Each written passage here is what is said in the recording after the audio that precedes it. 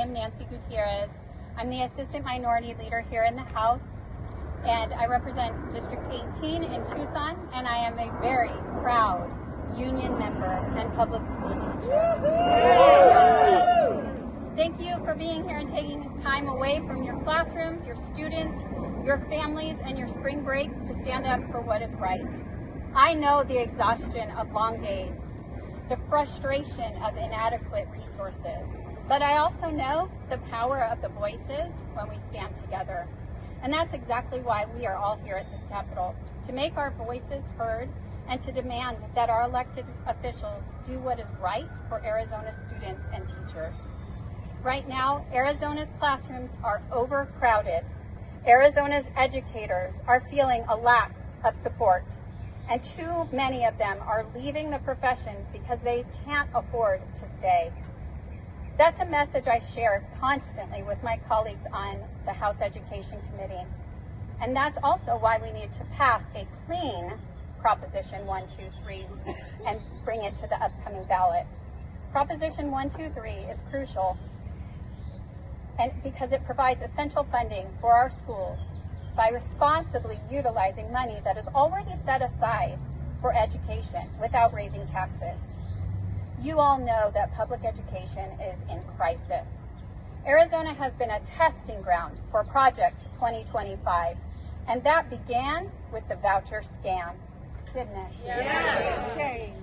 Now we can't even get House Republicans to give HB 2213, my bill, sponsored by the only working teacher in this entire legislature, but that can't get a third read because it would allow reduced lunch to be free.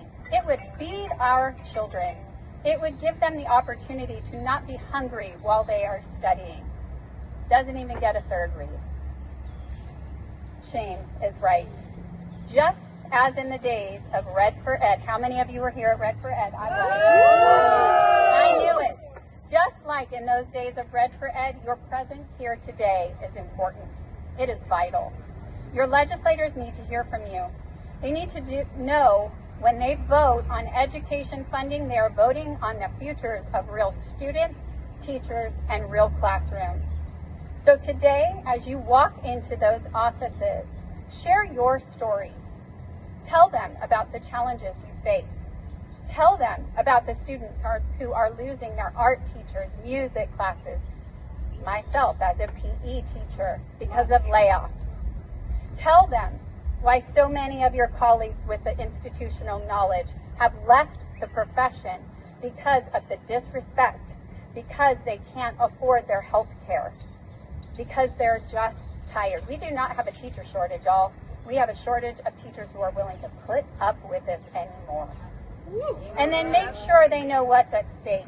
Make it clear that supporting Prop 123 is the way to go, but it has to be clean.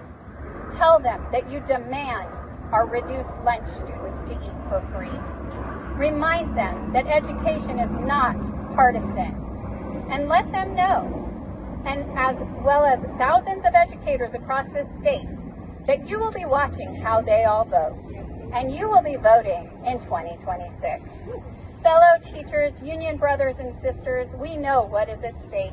We live it every single day, and we cannot afford to be silent. I'm so very grateful to each and every one of you. We are in this together. We are in this together.